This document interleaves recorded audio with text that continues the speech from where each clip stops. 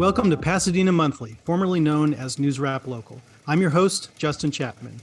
Thanks for being here. Happy Asian American and Pacific Islander Heritage Month and Mental Health Awareness Month. After taking a look at what's been going on in Pasadena this past month, we'll speak with our guest, Sycamores CEO and President Debra Manners. But before we get started, let's check out these Pasadena media news briefs. The City of Pasadena is rolling out a new program to provide motorists a better parking experience. The Text Before Tow program notifies enrolled participants via text and email of an impending tow due to a blocked driveway, temporary parking, and 72-hour parking violations. In some situations, motorists may be unaware that they're at risk of being towed and simply need to be alerted. Traditionally, the city leaves a courtesy note when a car is tagged for removal due to violation. However, not everyone sees the note. To help residents avoid a costly tow, Pasadena has adopted the Text Before Tow program, and it is now ready for launch. Anyone who would like to sign up for the Text Before Tow program may do so free using a simple form. To sign up or to find additional information, visit cityofpasadena.net or call the Department of Transportation's Parking Services Division at 626-744-7665. The West Pasadena Residents Association will host its 61st annual meeting on May 31st at the Maranasa High School Student Center. The evening begins with a meet and greet information fair featuring representatives from multiple city groups and organizations. The theme this year is Pasadena 101, Meet Our New City Leaders. The event provides unique access to leaders of a number of critical city services and provides an opportunity to learn more effective ways to access those services and help shape city policy. The West Pasadena Residents Association is dedicated to maintaining the character of our communities and enhancing the quality of life in Pasadena. The event is at the Maranasa High School Student Center, May 31st, from 5:30 p.m. to 8:30 p.m. Free parking is available next to the school on South St. John, with general parking beneath the athletic field and handicapped parking on the surface lot. For more information, visit WPRA.net. Pasadena City Council unanimously approves a $12 million purchase of a site for housing and mental health care.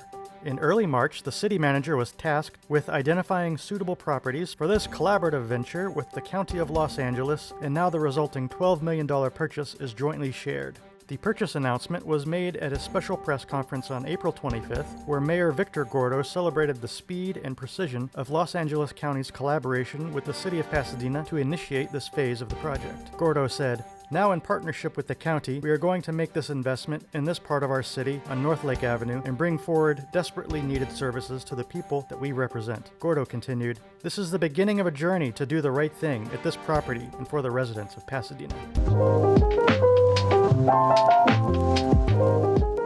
Just a quick note before we get started. The previous iteration of this show, News Wrap Local, has been nominated for an LA Press Club Journalism Award in the TV and Film Talk Public Affairs category, as have I in the Anchor Host category. Thank you to everyone who has watched and supported the show over the past couple years. It means a lot to me and everyone at Pasadena Media. The award ceremony is in June. Wish us luck. Let's turn next to our lightning round of news updates. 1. The city is currently considering a proposed $1.2 billion operating budget for fiscal year 23 to 24. The first time the budget has been more than $1 billion and an increase of $288 million over last year's budget of $955.7 million. That's mostly due to a one-time infusion of $181 million from Metro's Measure R funds for transportation improvement projects, increased water and power costs, increased disposal costs, but also a $27.3 million increase in the general fund budget for such basic services as police, fire, libraries, parks, and so on. All city departments, including the police department, will receive budget increases except for housing and public works, which will see decreases of 6% and 7.3% respectively if the proposed budget is approved. 2. The City Council and the Civilian Police Oversight Commission received a presentation from the Office of Independent Review about their recently released report on the Anthony McLean shooting by Pasadena Police. The report made 27 procedural and policy recommendations for the police department. Chief Gene Harris said the department has already adopted some, agreed with others, agreed in concept with some, and disagreed with two. The report called for clearly defining the role of police union representatives at the scene of an officer-involved shooting, and for the department to reconsider using pretext stops such as minor vehicle violations, like a missing front license plate or something hanging from the rearview mirror because, as OIR Principal Michael Janako said, these stops disproportionately impact people of color more than others. Several of these recommendations will go to the Public Safety Committee and then back to the full council again. At the next council meeting, Chief Harris will present a work plan with a timeline for implementing the recommendations. Meanwhile, the city's independent police auditor reviewed the police department's use of force assessment policies and procedures and 30 use of force cases between June 2021 to November 2022 and concluded that he found no reason to believe that Pasadena officers engaged in the use of excessive force on a systemic basis during that period. Though he did recommend 10 policy changes, including regarding the use of body-worn cameras and tasers. The police department agreed to implement all of his recommendations. 3. Council districts 1, 2, 4, 6, and the mayoral seat will be on local ballots in the March 5th, 2024 primary election, less than a year away. Former Pasadena Mayor Rick Cole has announced that he will run for Council District 2. Incumbent Felicia Williams is running for California State Assembly seat held by Chris Holden, who is termed out and running for Catherine Barger's District 5 seat on the LA County Board of Supervisors. Current Pasadena Mayor Victor Gordo announced that he is running for re-election. In District 4, Pasadena Human Relations Commissioner Jonathan Horton will run for the seat currently held by Councilmember Gene Masuda. 4. Pasadena Unified Superintendent Dr. Brian McDonald was one of 3 finalists for the new superintendent of the school district in Columbus, Ohio, but was ultimately not selected. Several members of PUSD's executive leadership team have resigned recently, including the Chief Business Officer, Facilities Director, Chief of Technology, and Chief Human Resources Officer. Meanwhile, Pasadena City College Superintendent and President Dr. Erica Androjonas has been selected as the next superintendent and president of the Santa Barbara Community College District. Her contract is expected to be finalized by June 15th, and she would start August 1st. Her tenure at PCC had detractors and supporters, and was marked by a clash between the administration and faculty and the Board of Trustees. The faculty passed a vote of no confidence in her administration last May, mostly due to how they handled the return to in-person teaching. 5. The California Apartment Association said it will appeal the recent Superior Court decision against its lawsuit attempting to invalidate Measure H, the voter-approved rent control charter amendment. In March, a judge denied most of CAA's claims. The appeals process could take months and will ultimately be decided by a 3-judge panel from the 9th District Court of Appeals. Meanwhile, the recently appointed Rental Housing Board, which will implement and administer Measure H, held its first meeting this week. The council allocated an advance of $500,000 from the city's American Rescue Plan Act funds to get the board started, which the board will reimburse once it sets up an annual rental housing fee to be paid by landlords. 6. Reverend Mike Kinman, the rector of All Saints Church, announced recently that 2 threats have been made against the church. One threat claimed a bomb had been placed at its entrance and would detonate during May 7th services. The other came from an individual who said he would attend the same service and quote, kill the pastor of the All Saints LGBTQ ministry church. The church implemented a number of additional security measures, and thankfully, no violence materialized. This is not an isolated incident, but rather part of the rise of violence and violent rhetoric against LGBTQ plus individuals across the country. 7. The City Council voted to keep water restrictions in place, despite California Governor Gavin Newsom easing drought conditions restrictions due to record rains from the recent storms. Outdoor watering in the city will continue to be limited to 2 days per week from April to October and 1 day per week from November to March. 8. 53-year-old Richard Chamberlain of Ontario was sentenced to 2.5 years in federal prison for firing BB guns at the Pasadena Planned Parenthood facility on Lake Avenue 11 times between June 2020 and May 2021. He was also ordered to pay nearly $43,000 in restitution. U.S. District Judge Michael Fitzgerald said the attacks were, quote, a reign of terror, and that Chamberlain acted in a calculated and cruel way against Planned Parenthood, its staff, and patients. Thankfully, no one was hurt. Again, part of a larger trend that's happening across the country. 9. U.S. Secretary of the Navy Carlos Del Toro said in a recent letter to Congressman Adam Schiff that he will give, quote, due consideration to naming a new Navy ship after the city of Pasadena. The current USS Pasadena, a nuclear submarine commissioned in 1989, will be decommissioned by next year. Del Toro wrote, Considering the proud history and record of service that follow other ships that bore or still bear the name of the city of Pasadena, paired with the understanding that the city of Pasadena takes great pride and an active role in supporting the current crew and families of USS Pasadena, this request is fitting. Continuing to honor the city of Pasadena after the decommissioning of the current USS Pasadena by having a new ship bear the name is a recommendation worthy of consideration, end quote. And 10, last month, we reported that the annual Chalk Festival was canceled. Well, a couple days later, it was back on for June 17th and 18th, this time at the Convention Center Plaza across the street from its recent location of Paseo. Let's patch in our guest, Debra Manners. Thank you so much for coming on the show. Thank you for having me. Debra is the president and CEO of Sycamores, a behavioral health and child welfare agency. She has dedicated her career to serving children and families. Her innovative leadership and visionary work to lead the child welfare and behavioral health fields has resulted in positive changes for thousands of children in the foster care system throughout California. Starting at Sycamores in 1987, she served in a variety of roles, culminating in her current role as president and CEO. And during that time, the organization expanded from a single site with a $2.5 million operating budget to 10 service locations throughout LA County and Palm Springs, and an operating budget of $68 million. She has led the agency in developing new programs that have been adopted as the standard of care throughout California. So, Debra, what is Sycamores? What does it do? So Sycamores, as you said, is a behavioral health agency, and we also have child welfare, foster youth that we serve. So we have a variety of programs. So I'll just highlight kind of what our largest programs are. So starting with our residential program, which is really the legacy program for Sycamores, and that's located up in Altadena. We serve adolescent boys who are in the foster care system or coming from the probation system.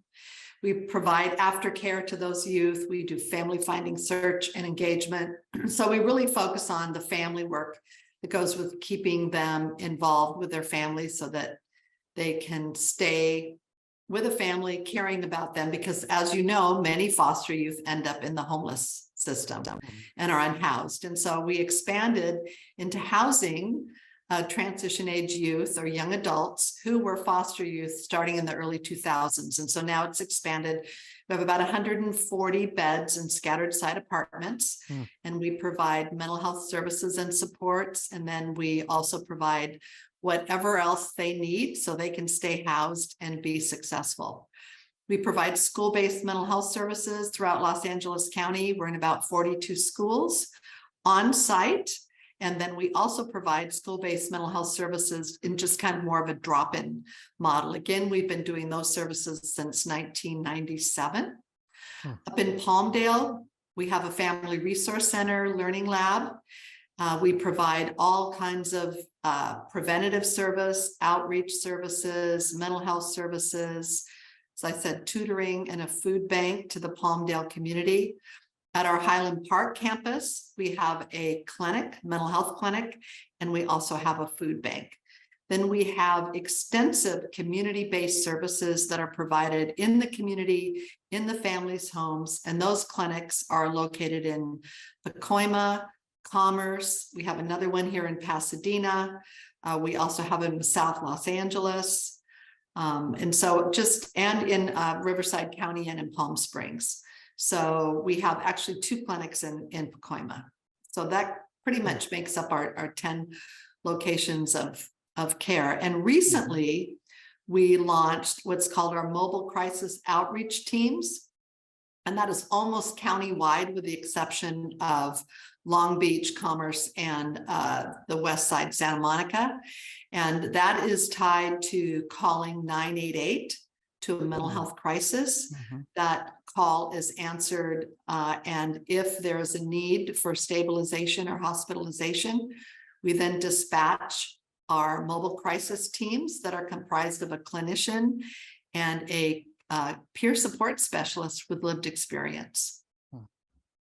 That's great. And so Sycamores was founded under another name back in 1902, meaning it recently celebrated its 120th anniversary. And there have been different variations over the years. So give us a brief history of the organization.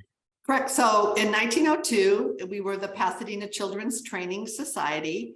We were founded by the same family that founded the Tournament of Roses. Oh, wow. And they also, started what was basically an orphanage. And then in the 50s, changed the name to the DBA, the Sycamores. And that's when we ended up in our Altadena location. Then in 2005, we entered into a conversation with Hathaway, and they had a residential treatment program called the Children's Village up in Tahunga. And then they had some other kind of community-based clinic programs in Pacoima. So in 2006, that merger was completed, and we became Hathaway Sycamores. Mm-hmm. The intention was never to keep both of the names. It kind of sounds like a law firm. And so we always wanted to get back to one name. And so that is what we did. We were supposed to launch our new name right before the pandemic. And so we held off because we felt like nobody cared. So we came out then as Sycamores, and with the new tagline, A Better Life. Oh. And are there any special activities going on there for Mental Health Awareness Month? May has been incredibly busy. So we've been featured on Spectrum TV, done some videos about our school-based mental health programs, about our mobile crisis programs, and also our homeless services programs. We were a supporter of the NAMI Walk LA. We have our Palmdale site, which I talked about, and we've been doing a lot of activities with children's and families in the community, art projects, just a lot of engagement out in the community. And then we had our gala, which was 2 weeks ago, and it was here at the Highland Park location. Yeah, so tell us about how that went and about the programs that will benefit, such as the short-term residential treatment program. So the gala, typically with the money that's raised, we use it to help the adolescent boys who are living in our short-term residential treatment program transition into their own apartments, which is part of our housing and homeless services program. So we use those dollars specifically for those youth, and then any other young adults who can benefit from anything that we would provide for our own young adults if we were supporting them to get a job or to go and get an education. So bus passes, books, food, keeping the lights on, whatever they need, computer classes, Wi-Fi, all of the kind of basic things that we all take for granted. But when you're living on a budget and you don't have a family, you need someone to help you with that. Mm-hmm. And how many kids reside at the Altadena location at any given time? And without providing names, can you tell us about a couple of their stories, or what kind of unique challenges are these children facing? Yes, I can tell you. So, many years ago, we had about 60 kids at our Altadena campus, and over the years, the practice has changed, as I kind of talked about, learning more about how to do family finding, search, and engagement, which with technology now, it's really easy to find family members where, before we had to hire a private investigator to do that. Now we can do that on our own.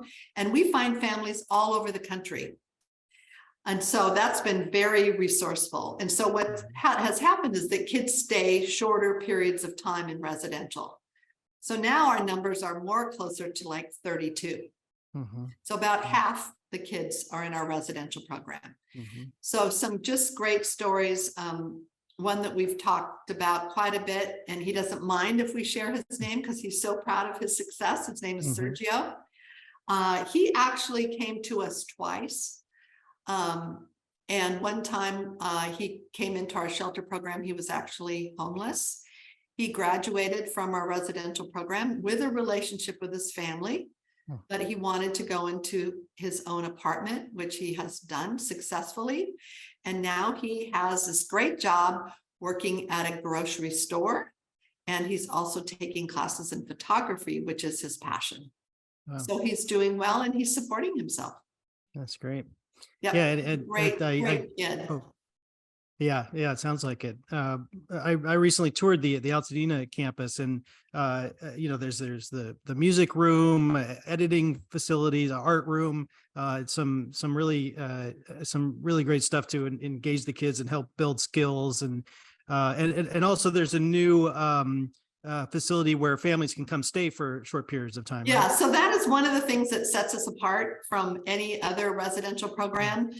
Several years ago, we built what are called basically family apartments. And so as we started finding families in Washington State, New York, Florida, Texas, having them come out so that they could be with their child was very, very expensive. So we decided instead of them needing to have to pay for a hotel room, that we could house them on the campus. Of course, their son would still sleep in the living unit, but they're able to spend time together during the day.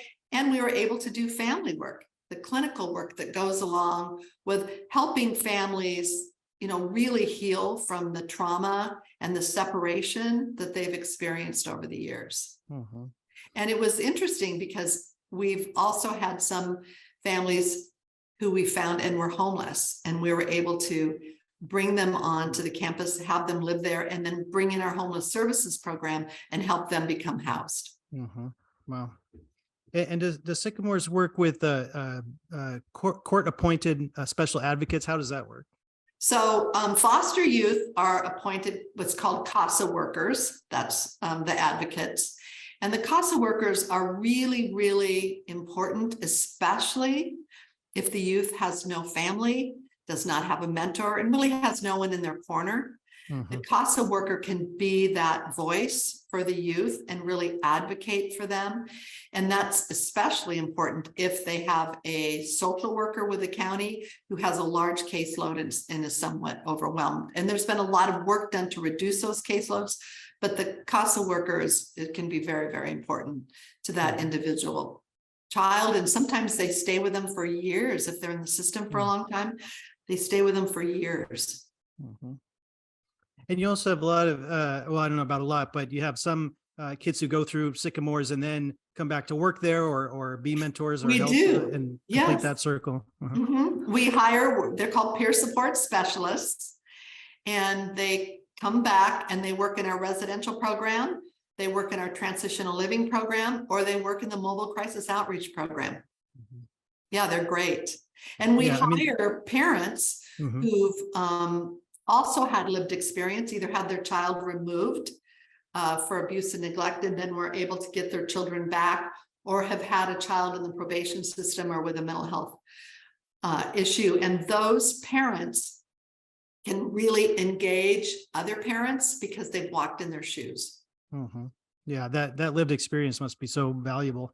So how can people help? I imagine funding is always a challenge. How can the greater Pasadena community help support Sycamores? Well, there are a lot of opportunities to help. And one way that's incredibly significant is mentoring the adolescent boys at our El Nido campus, because many of them have not been exposed to different kinds of education, jobs, careers. We have mentors who come up and play basketball with our kids. So just having that experience to interact with other individuals who are not in their circle is incredibly helpful. And I know the youth really appreciate that. Mm-hmm. We have tutors at our Palmdale Learning Lab, and many of the kids do the tutoring via Zoom. And so you don't have to get in your car and drive up to Palmdale. You can do it from your home. And so that's really important. And then we have groups that often do what we call done in a day projects. So we have a garden in Highland Park that always needs a lot of work. We have a garden up in our Altadena, a residential program that needs a lot of work. And then we just have folks that do done in a day projects, like in September, they buy backpacks, they stuff them for the youth so that they can take them to school with them when school starts. So there's just a lot of creative ways. It's kind of whatever your passion is, you can always bring it to Sycamores, and we'll find a way to fit it in. And then if you don't have the time, you can always donate. We appreciate that as well. Right. No, that's great. That's a lot of ways that people get involved. So where can people learn more about Sycamores, and how can they get in contact with you? So they can visit our website, sycamores.org, and there is an opportunity to look at ways to get involved. And you can see everything I've just talked about is there available for you, and you can connect with one of our staff. Great.